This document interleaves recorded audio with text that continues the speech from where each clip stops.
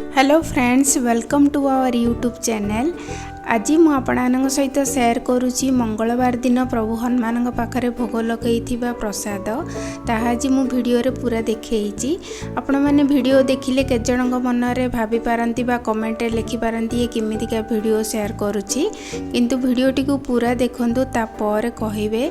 कहती ना भक्तर भक्ति रे भगवान बंधा, बहुत भक्तिर सहित ही भगवान पाखरे माने भगवान को मुंडिया मारिक ही मुझे आज ये भोगटा प्रस्तुत करुच्ची। एक्चुअली मुझे फास्ट टाइम रेडी करुच्ची, तो किछिटा किछि भूल रही जाइछि। कौन भूल रही जाइछि मु आज भिडियो रे आपन सहित शेयर करुच्ची, तो भिडियोटी को पूरा देखिए।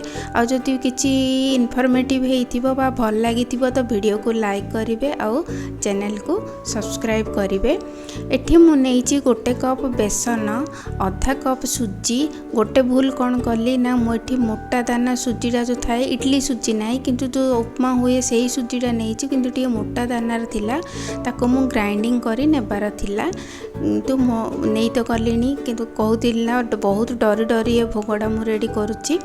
गोटे कप बेसन, आधा कप सुजी आउ 2-3 छोट चम्मच घी नहीं जाइए। मु घी नेला परे ताको भल से चकटी देली, सॉरी मिक्स करदेली। मिक्स कला परे एठी पानी नहीं, पानीर क्वांटिटी मु जानिनी, ताको अल्प अल्प पानी देकी नॉर्मल पानी से पानी देकी ताको एमती चकटीची। जेतिकी पानी लागिबो देखिबा परे किंतु छोटिया मीडियम जो ग्लास अच्छी से ग्लास रे ही पानीटा नहीं एटी मु चकटीची, कारण सुजीटा जहाँ पानी शो करिबो, बेसी पानिया करिनी कि बेसी सुखिला करिनी। देखो अटाटा एमती रहिबो, किंतु जेहेतु सुजीर दानाटा मोटा रहीगला तो एमती खदड़िया टिके लागिला। माने जो चकटाटा अटा चकटा नहीं तो जो करी चकटी थी, तो ताको कभर करी 10 मिनट रखीदेली।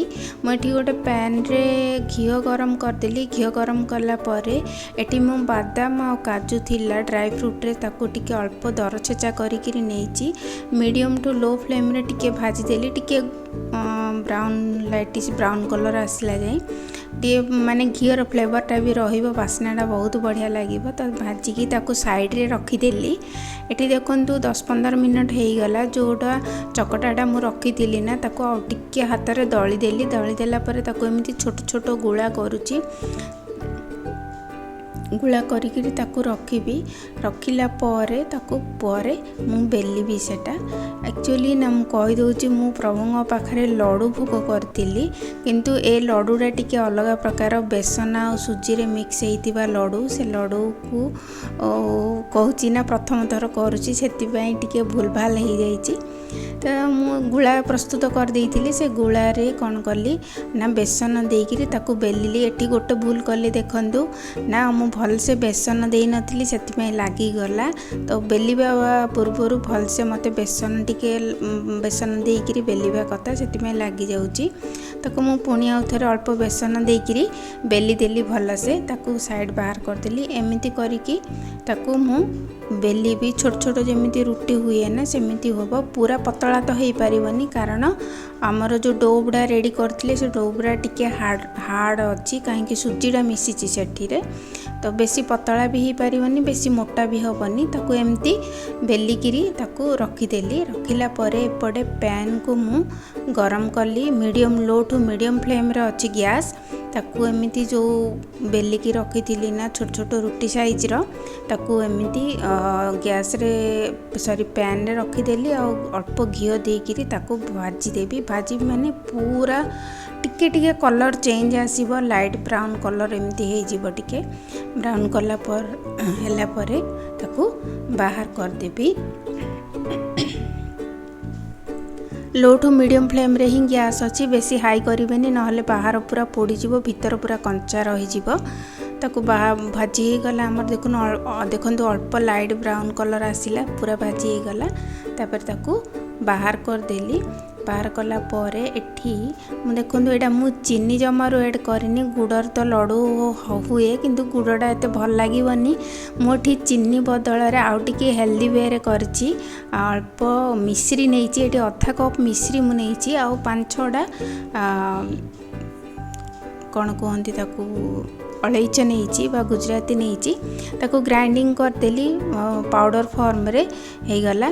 देखो मुझे जो छोट छोट रुटी साइज बेलिकी रखी बेसन आ सुजी टिके अल्प ठंडा हो गला एमती गुंड गुंड कर दूची पूरा पूरा मिक्स गुंड करी तापर ताको ग्राइंडिंग करी टिके भल से मिक्स करदेवे।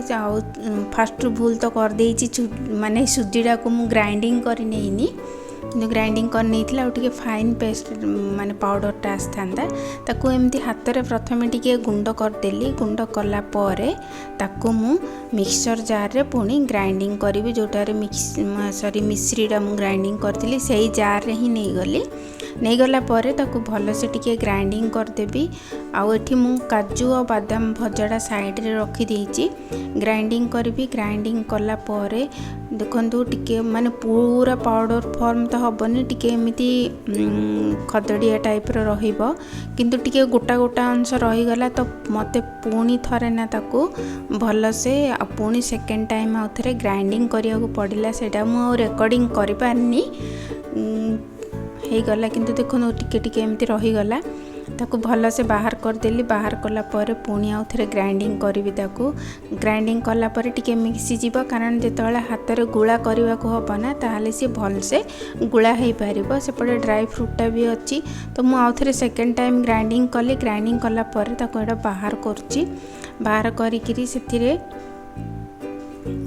भल से आउ थरे टिके हाथ रे मिक्स करदेली मिक्स कला परे एपटे आउ कौन कली ना आउ अल्प घी अल्प माने 1/4 कप घी जी सुजी नहीं तार अधा घी मु गरम करची घीर क्वांटिटी भी कम कर देइथिली एटा भी गोटे भूल थिला मुझे घी एबे गरम करची ना पुणी आउ थरे सेतिकी घी मु आउ थरे गरम करी पकईची मोस्टली आधा कप घी आधा कप रो अधिक टिके घी लागी मते एठी मु मिश्री आउ ड्राई फ्रूट आउ जो सुजी आउ बेसन थिला सेटा घी सब मिक्स करदेली मिक्स करिकी ताकू भल से एमती चकटिबा हम टिके घीटा ये गरम अच्छी तो पैन रे आउ टिके से बेसन सुजीर मिश्रणटा जो थिला ताकू भल से आउ टिके पकईकी बाहर करदेली घी जाक लगी तो घी सहित सी मिक्स होकर आसब आसला परे ताकू भल से हाथ में मते चकटी पड़ो घीटा टिके उषुम अच्छी तो देखिकी टिके चकटे जदि करुँच घरे लडुटा तो भल से ताकू टिके एमती चकुड़ देली एमती टिके मुठा टाइप रो होइगला। देखो ये मु घी कम कर देइची पुणी आउ थरे घी गरम कली गरम कला परे पुणी आउ 1/4 कप घी गरम करी पुणी आउ थरे ऐड करची एठी तो एमितिका टाइप रो मिश्रणटा हैला जेमिति पूरा टिके पानी टोटाली देनी आउ जेमिति पूरा लागिला भलिया रहिबो पूरा मिक्सचरटा।